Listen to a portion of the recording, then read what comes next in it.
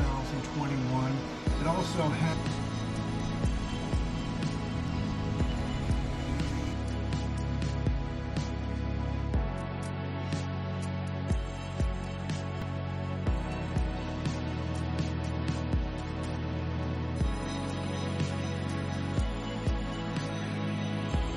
fiberglass shell along with the Clark bumper.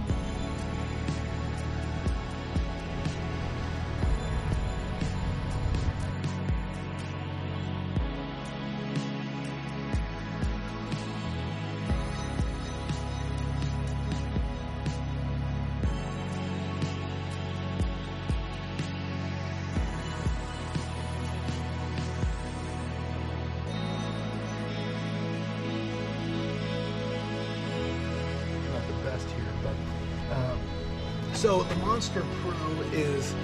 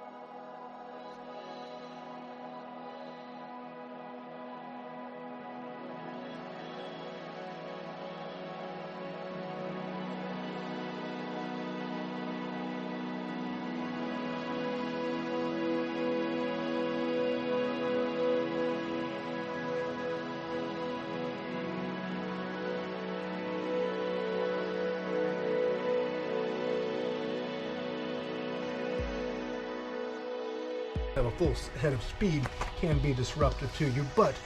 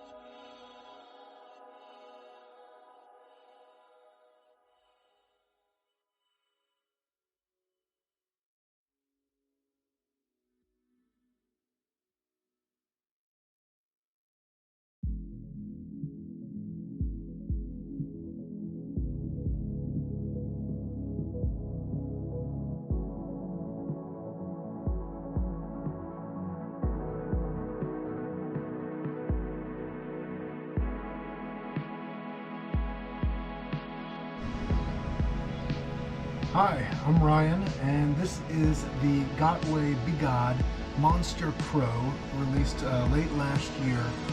Got it in early 2021.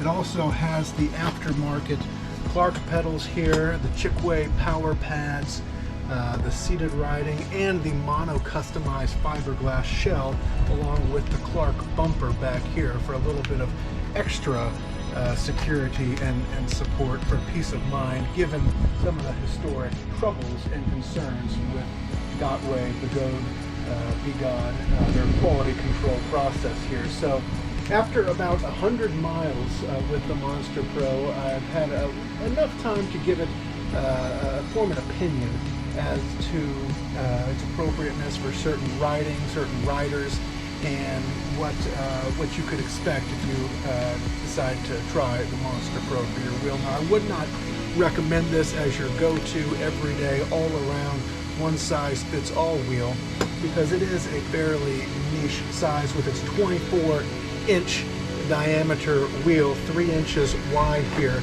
It does make turning and carving a little bit difficult, but as you can see from the video and the Skydio provided here, it can be done, and the seated riding is truly an experience that, although I have a seat for my 18XL, the King Song, it's not the same as a seated riding on the Monster Pro here. So highly recommend that. And while the 24-inch tire does really help with eating up bumps and helping make the ride smoother, it's still nothing compared to the suspension on an S18, which really does provide the dampening effect necessary to make riding in the city in uneven streets and potholes much more desirable and enjoyable here. You can hear the fan going there. I'm going to turn that off because I know the audio is not the best here. But so the Monster Pro is, the specs are, it's a 100-volt wheel with about a 3,500 watt-hour battery capacity and about the same, give or take, motor size there, capable of speeds in excess of 50 miles an hour. And while I haven't pushed that limit yet, it's nice having that buffer to be able to go above 40 comfortably without fear of overpowering the motor or getting it cut out or anything like that. So torque is probably something you've heard about with respect to this wheel. It is not the torquiest wheel. I've often found myself sometimes over-leaning and thinking it's going to go and feeling like the Coyote or Roadrunner there, and that I'm leaning ready to go, and it is not. But it does end up get going, and it hits its stride in its power band when you're there, when you actually get a little bit of momentum and you're actually going above 10, 15, 20 miles an hour. It really begins to feel good. It's stable, solid on the ground. I've never had the feeling. I like to keep the a little bit of gap there so that you can do kind of convert from seated to standing riding there without getting your foot too locked in there. So my toe's a little bit slightly below there, but I never feel as though my feet leave the pedals, whereas on the 18XL and even on the S18 to a lesser extent, I did feel sometimes when you hit an unseen bump or an unseen pothole that you're going to leave the pedals for a little bit, and that's a little bit unnerving. Doesn't happen here. The almost 100-pound size of the wheel really does lock you in, and you're on the ground, which is comforting. But I have not taken this off-road, haven't done any trail riding with it. I don't know that I would after seeing Marty's video attempting to do so, hill climbing, mountain climbing there in California, and it's just the low speed. It does not have the torque really necessary to go over those rocks, roots, bumps, and whatnot that you see on trails.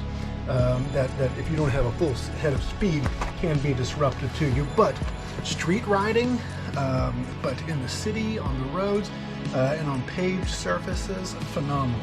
And it does have the street tire here. I don't have any intention of putting an off-road tire on this wheel because I think that its sweet spot is in the city and is on the roads. And the speaker system has been enjoyable. It's good enough for my purposes.